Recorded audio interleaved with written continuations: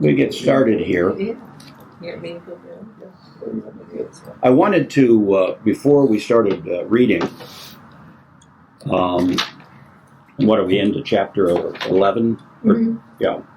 I wanted to discuss something first, and that is, have you noticed there's something that in Genesis and so far in Exodus that some person or character that we haven't heard mentioned? I'll give you a hint. It starts with D and has evil in the name. Devil. The devil. There was no mention of the devil. I mean, for the Jews, the early Jews did not have some concept of Satan, the devil. And, all of those stories where Pharaoh's heart was hardened, he changed his mind, they always say God put it in his heart. Doesn't say the devil made him do it. Flip Wilson wouldn't have made a nickel with his devil made me do it routine. Now, another very interesting thing, it was later, primarily with the Christian church or before the intertestamental times, that we start hearing about the devil as another, I want to say ruler, but not ruler, but the fallen angel. That comes from a lot of the early Christian fathers. But I did some research about God hardening the heart, and there are three theologians around the time of the Reformation who wrote about this. The first one was Calvin. Oh. Now, John Calvin, when he wrote, he said that was all predestined. Of course. I mean, he believed in predestination. And so, that the Pharaoh's heart was hardened because he was predetermined to have that happen. The other one is Zwingli, who said these events are their examples, they're metaphors. But Martin Luther had a whole different take on it. And he said, that was the devil, damn it. I mean, Luther had a real thing about the devil. You might even say Luther was the first Baptist in a lot of ways. Because the devil played an important role in his theology. Well, I see this predestination, what you're talking here, in Judas Iscariot. Mm-hmm. He was predetermined that he's going to betray Christ. I mean, wouldn't that be terrible? I hope I'm not predestinated to do something. Well, be careful down there at that Presbyterian church.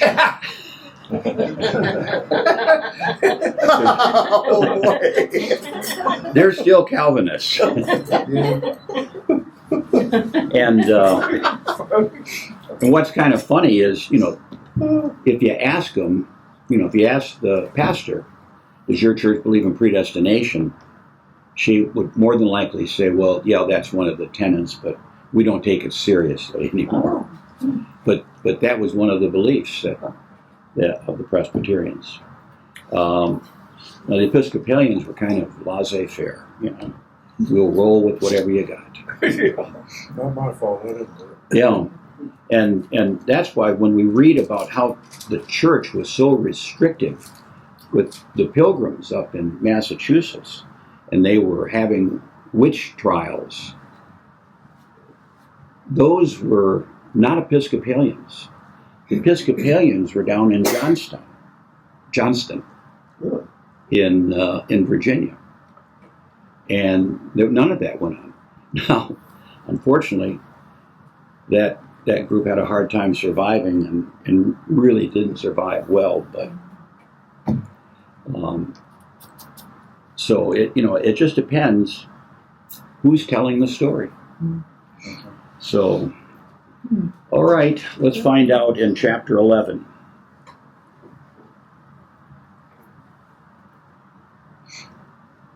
Now the Lord had said to Moses, I will bring one more plague on Pharaoh and on Egypt. After that he will let you go from here, and when he does, he will drive you out completely. Tell the people that men and women alike are to ask their neighbors for articles of silver and gold.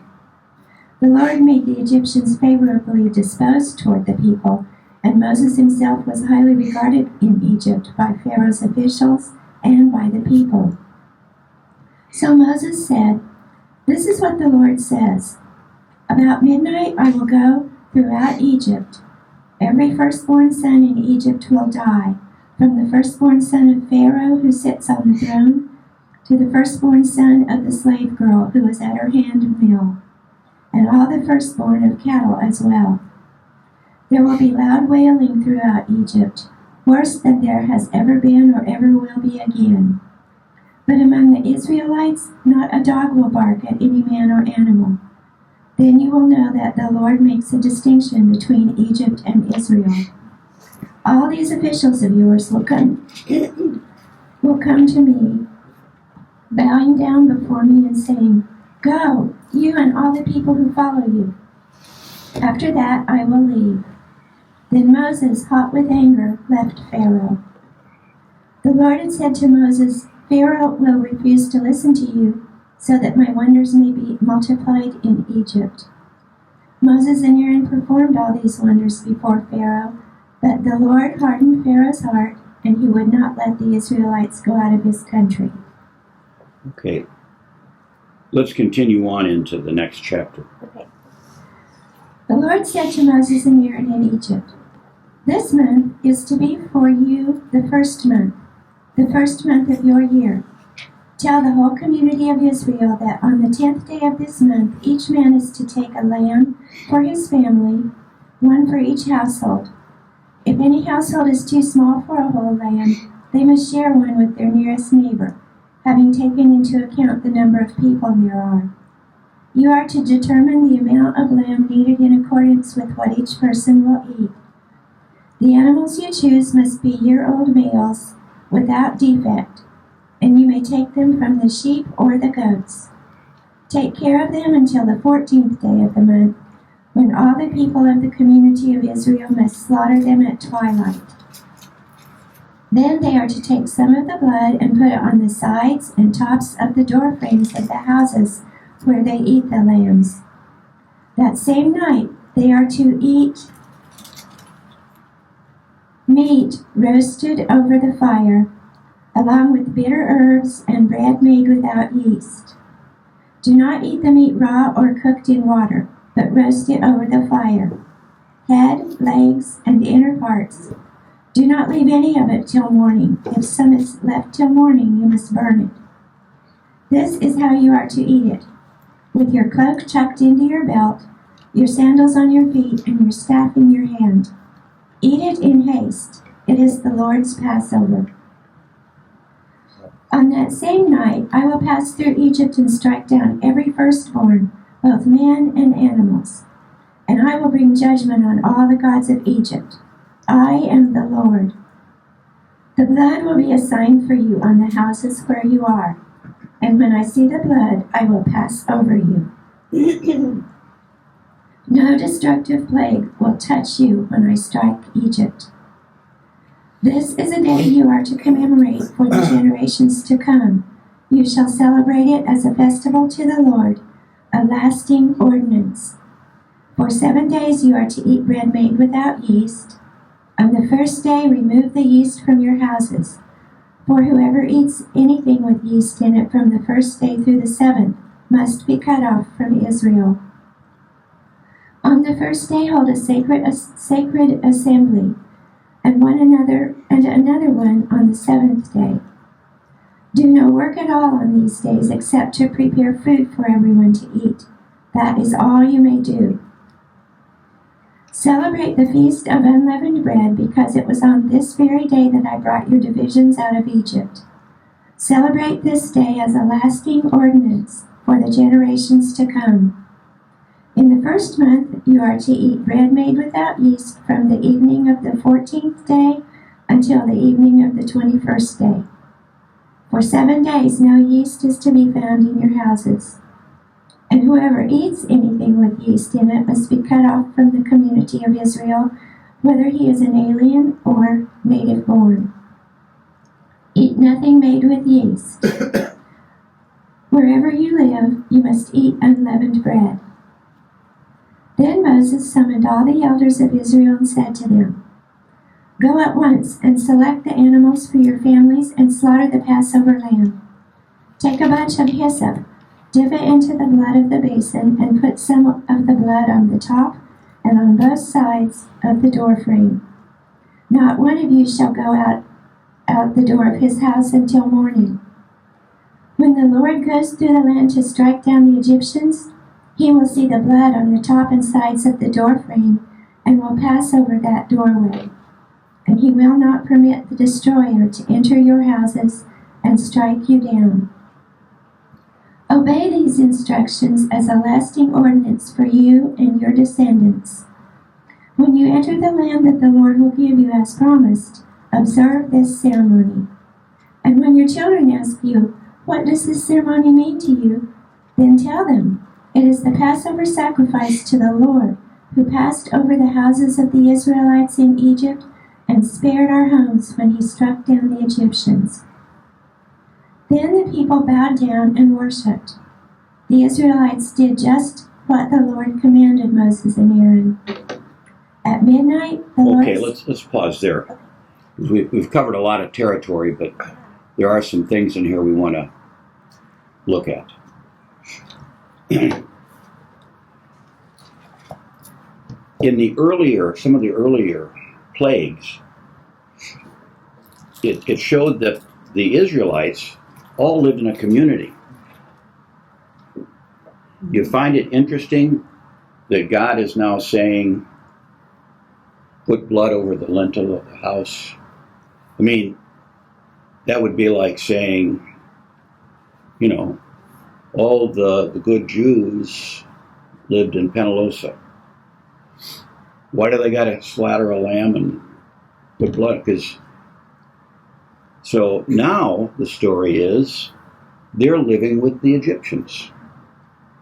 And so they have to mark their house so God will know that they're Jews. It's different offers. It's different offers telling the same story. Yes. Yeah. Now, we've got a bill of Priestley and Elois kind of combined here telling this story. Now, another thing, and I'll tell you, I really am embarrassed to admit that I didn't know this, but as I was reading Exodus in preparation, I was getting confused because they were talking about the Feast of the Unleavened and talking about Passover. Do you understand the difference between the Feast of the Unleavened and Passover? No. Passover is one day. Passover is one night, sundown to sunrise. That is Passover. Passover is, in effect, the first day of the Feast of the Unleavened, which lasts for 7 days. Usually, I had always thought Passover was a 7-day holiday. But it's kind of like Christmas. The season of Christmas, December 21st, is Christmas Day.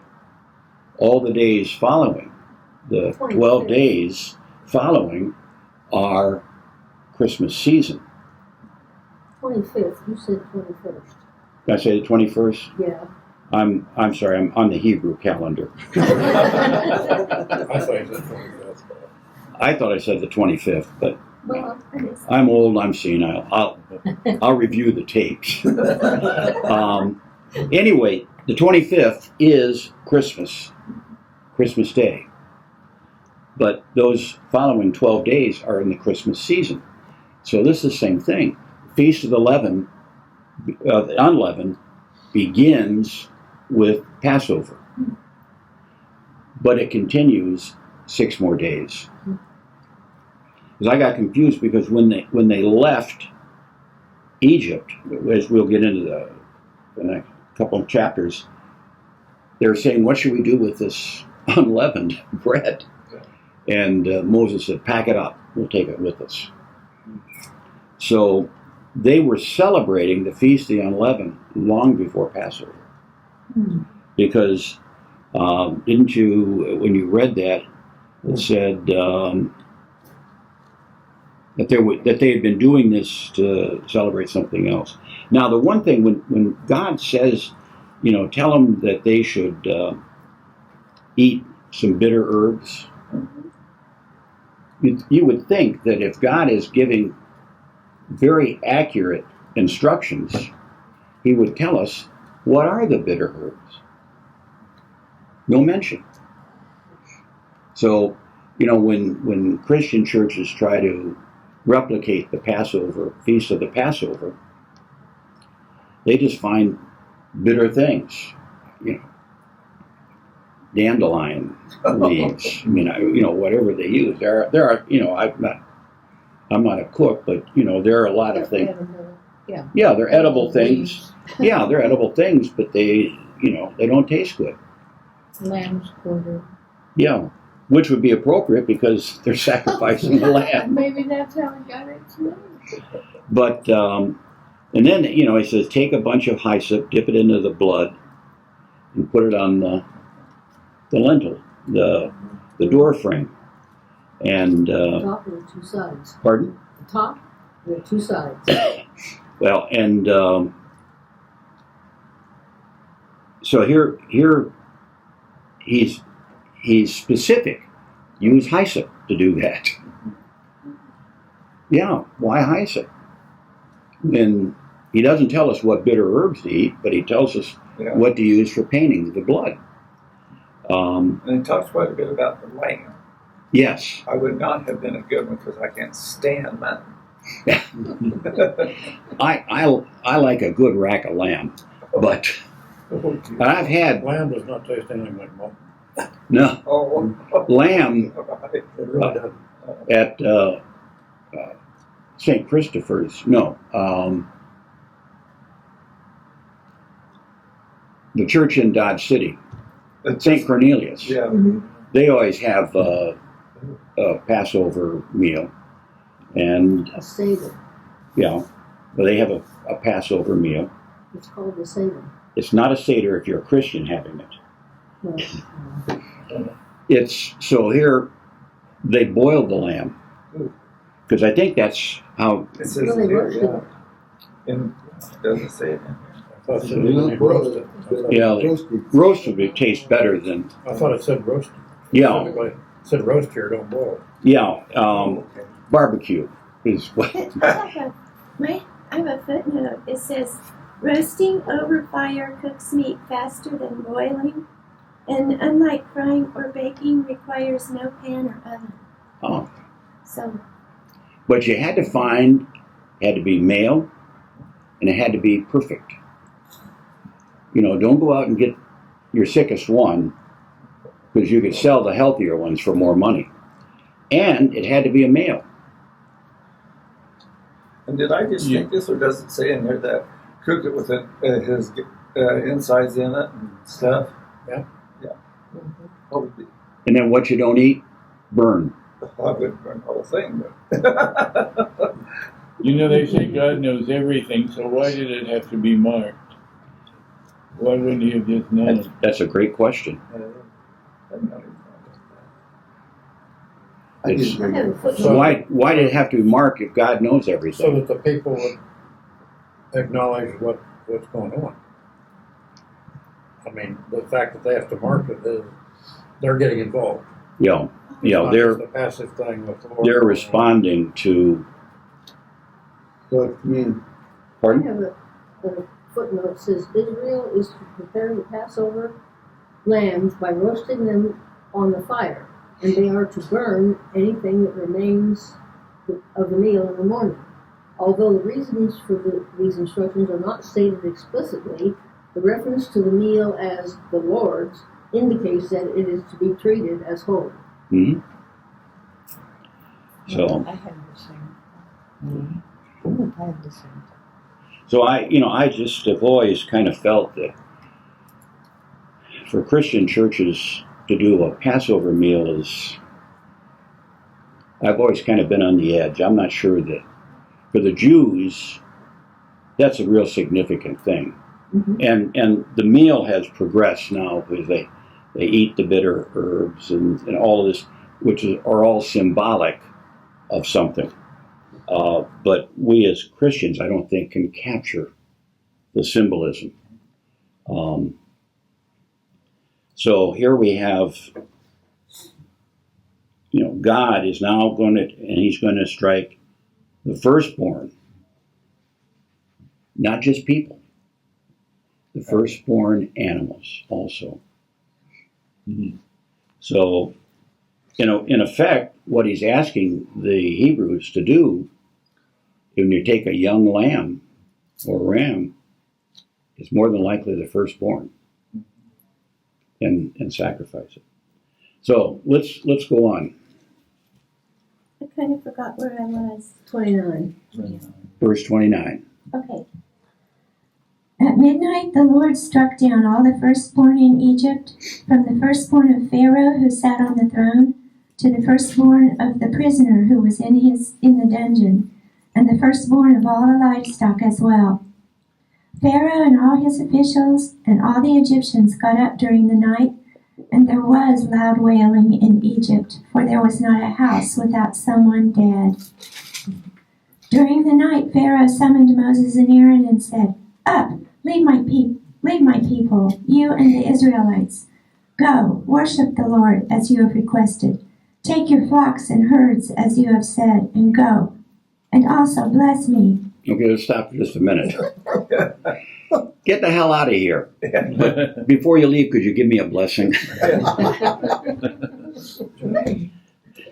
Go on. The Egyptians urged the people to hurry and leave the country, for otherwise, they said, we will all die. So the people took their dough before the yeast was added, and carried it on their shoulders in kneading troughs wrapped in clothing. The Israelites did as Moses instructed, and asked the Egyptians for articles of silver and gold and for clothing. The Lord made the Egyptians favorably disposed toward the people, and they gave them what they asked for. So they plundered the Egyptians. The Israelites journeyed from Ramses to Succoth. There were about 600,000 men on foot, besides women and children. Many other people went up with them, as well as large droves of livestock, both flocks and herds. With the dough they had brought from Egypt, they baked cakes of unleavened bread. The dough was without yeast because they had been driven out of Egypt and did not have time to prepare food for themselves. Now, the length of time the Israelite people lived in Egypt was 430 years. At the end of the 400 years... Well, let's pause for just a minute. I want to go back. The message is really special. Said the Egyptians couldn't wait to get rid of them. Yeah. They pushed them to hurry up. And the people grabbed their bread dough before it had risen, bundled their bread bowls in their cloaks, and threw them over their shoulders. The Israelites had already done what Moses told them. They had asked the Egyptians for silver and gold things like clothing. God saw to it that the Egyptians liked the people, so they readily gave them what they asked for. Oh yes, they picked those Egyptians clean. That's, I don't care what translation you use, that's better. Now, it's interesting. Some of the commentators have said that they asked the Egyptians for gold and silver. And the Egyptians this was also a repeat of something that was talked about earlier. The question was, why were the Egyptians so readily amenable to doing that? Well, they said, we had these people doing slave stuff. We owe them that. It's kind of Back pay. Reparations. Huh? Yeah, reparations. Back pay. And then the Israelites moved on from Ramses to Succoth. Now, isn't Succoth where they were all living? No, that was Ramses. Ramses? Okay. No, Goshen. Okay, that's right. Goshen's where they were living. And it says there are about the message says there were about 600,000 on foot, besides their dependents. There was also a crowd of riffraff tagging along. Riffraff. Yeah. They baked unraised cakes with the bread dough they had brought out of Egypt. It hadn't raised. They had been rushed out of Egypt and hadn't time to fix food for the journey. So they're still Feast of the Unleavened. They're eating unleavened bread. And in the celebration of the Feast of the Unleavened, you had to get rid of all yeast in your house. Any yeast, it's got to go. So they stopped at 7-Eleven when at the end of the 10 days. At the end of the 7 days, they can stop and get those little packs of yeast. You also, what is it, Star? I don't know if it's Star. Yeah, little. Anyway, Oh, yeah. Red Star? Fleshmans and Fleshmans. Red Star. yes, I've seen the Fleshmans. Mhm. Maybe this is where spring cleaning came from. every drop of yeast out of it, like cracker crumbs out. Said they rushed out of Egypt and haven't had time to fix food for the journey. So they're saying, I think there's a McDonald's. If we can just get to McDonald's, and they get to the drive-up window and they say, we want 600,000 Big Macs. I have a footnote that says, while the sons of Jacob and their families arrived in Egypt with 70 persons, the people of Israel who were going out of the land now numbered more than 600,000, besides women and children. This would suggest a total company of about 2 million. When it comes to women and children and riffraff. Well, it says besides their dependents, there was also a crowd of riffraff tagging along. There's always the hang-oners, the roadies. Okay, now let's go back and start at 40. I have a question. Yes. Is there something technically bad about yeast?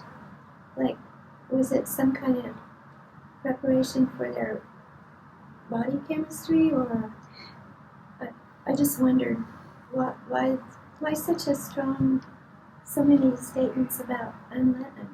Other than the symbolism that yeast causes the bread to rise, and it's not just bread; it's a nice dinner roll. The message, when it was talking about that, said, don't eat anything raised, only matzah. What's that word mean? That's that flat bread, Oh, okay. matzah bread. Okay. You can buy it in the store. Oh yeah. So now it's going to talk about the Passover. 40. Now the length of time the Israelite people lived in Egypt was 430 years. At the end of the 430 years, to the very day, all the Lord's divisions left Egypt. Because the Lord kept vigil that night to bring them out of Egypt, on this night all the Israelites are to keep vigil to honor the Lord for the generations to come. The Lord said to Moses and Aaron, "These are the regulations for the Passover. No foreigner is to eat it. Any slave you have bought may eat it after you have circumcised him, but a temporary resident and a hired worker may not eat of it. It must be eaten inside one house. Take none of the meat outside the house. Do not break any of the bones. The whole community of Israel must celebrate it. An alien living among you who wants to celebrate the Lord's Passover must have all the males in his household circumcised. Then he may take part like one born in the land. No uncircumcised male may eat of it. The same law applies to the native born and to the alien living among you." All the Israelites did just what the Lord had commanded Moses and Aaron. And on that very day, the Lord brought the Israelites out of Egypt by their divisions. Okay. That's quite a ticket Yeah. to pay for the Passover. Now, this is a restatement because we already had the Passover meal with the lamb. So now we have some additional instructions. Who can partake of that meal? And, it's... Not very many dinner guests. No. Well, I have to wonder, men have to be circumcised, but can the women eat it that are not Israelites? Because women don't get circumcised, so Well, in Africa they do, but... I know, but not for the Israelites. But, I think when you're talking about women, a woman would be able to eat it if her husband is partaking of it. Okay. I mean, I don't think they open up. They don't have two entrances to the meal, male and female. They've got the men, and the men can bring their family.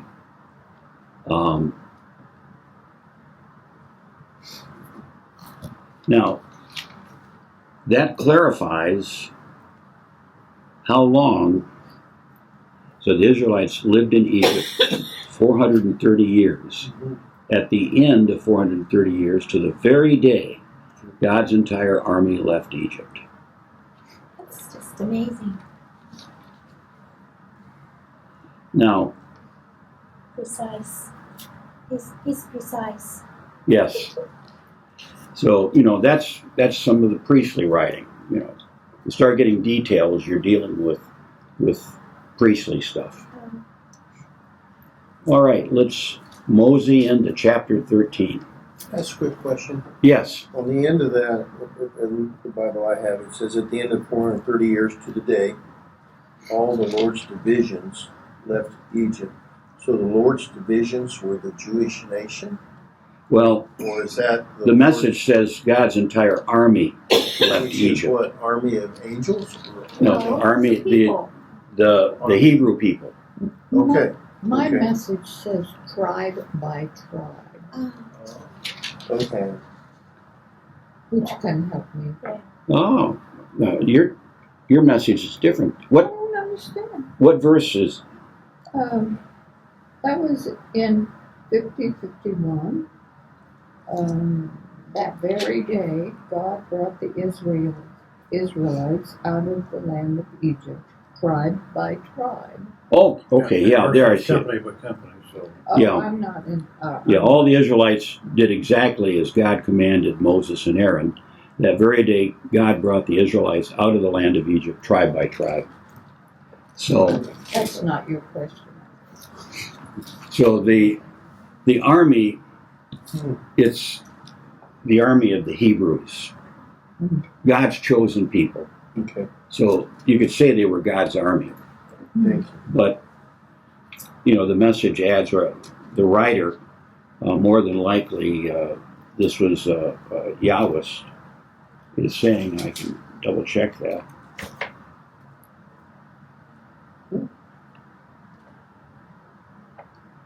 That was the Elohis, that God brought them out tribe by tribe. So, I doubt they were moving in divisions, but there was some tribal Well, cohesiveness. When they set out,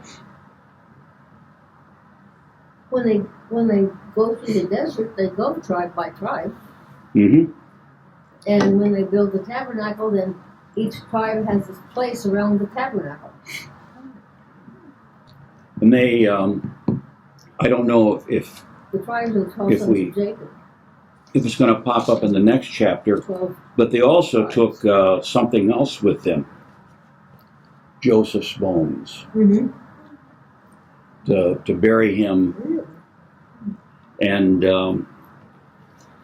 I reread this last night, and I read about Joseph's bones, and maybe it's in chapter 13 that'll pop up. But they did. Oh yeah, chapter 13, verse 19. Moses took the bones of Joseph with him, for Joseph had made the Israelites solemnly swear to do it, saying, God will surely hold you accountable. So make sure you bring my bones from here with you. So, all right, let's go into 13. Find out about them bones. The Lord said to Moses, consecrate to me every firstborn male. The first offspring of every womb among the Israelites belongs to me, whether man or animal. Then Moses said to the people, commemorate this day, the day you came out of Egypt, out of the land of slavery, because the Lord brought you out of it with a mighty hand. Eat nothing containing yeast. Today, in the month of Abib, you are leaving. When the Lord brings you into the land of the Canaanites, Hittites, Amorites, Hivites, and Jebusites, the land he swore to your forefathers to give you, a land flowing with milk and honey, you are to observe this ceremony in this month. For 7 days eat bread made without yeast, and on the 7th day hold a festival to the Lord. Eat unleavened bread during those 7 days. Nothing with yeast in it is to be seen among you, nor shall any yeast be seen anywhere within your borders. On that day tell your son, I do this because of what the Lord did for me when I came out of Egypt. This observance will be for you like a sign on your hand and a reminder on your forehead that the law of the Lord is to be on your lips. For the Lord brought you out of Egypt with his mighty hand. You must keep this ordinance at the appointed time, year after year. After the Lord brings you into the land of the Canaanites and gives it to you, as he promised on oath to you and your forefathers, you are to give over to the Lord the first offspring of every womb. All the firstborn males of your livestock belong to the Lord. Redeem with a lamb every firstborn donkey, but if you do not redeem it, break its neck. Redeem every firstborn among your sons. In the days to come, when your son asks you, what does this mean? Say to him, with a mighty hand the Lord brought us out of Egypt, out of the land of slavery.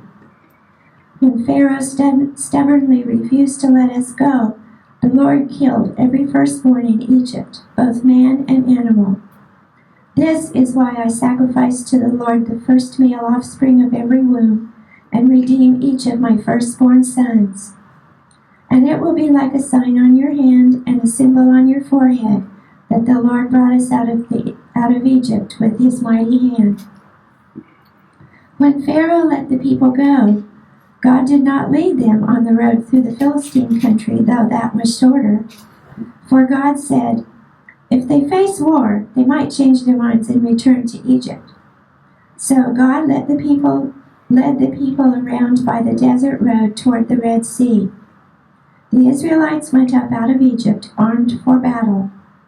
Moses took the bones of Joseph with him because Joseph had made the sons of Israel swear an oath. He had said, God will surely come to your aid, and then you must carry my bones up with you from this place. After leaving Succoth, they camped at Etham on the edge of the desert. By day the Lord went ahead of them in a pillar of cloud to guide them on their way, and by night in a pillar of fire to give them light, so that they could travel by day or night. Neither the pillar of cloud by day, nor the pillar of fire by night left its place in front of the people. Okay. Now we know that last part, talking about the cloud during the day, the pillar of fire at night, that's Yahweh's. They like that symbolism, kind of high church. But the rest of that chapter is more than likely priestly writing or priestly combined with the Elohist. Because it's giving a lot of specific details.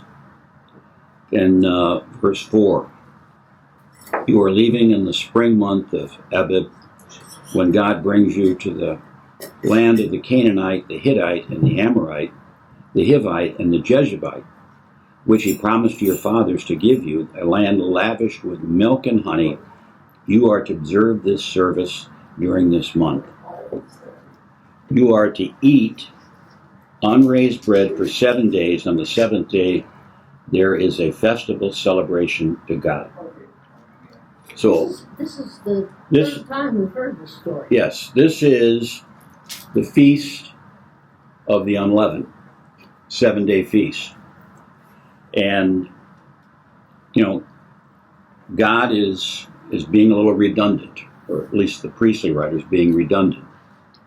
Now, that every firstborn, you can redeem every firstborn, every first birth of a donkey, if you want to, by substituting a lamb.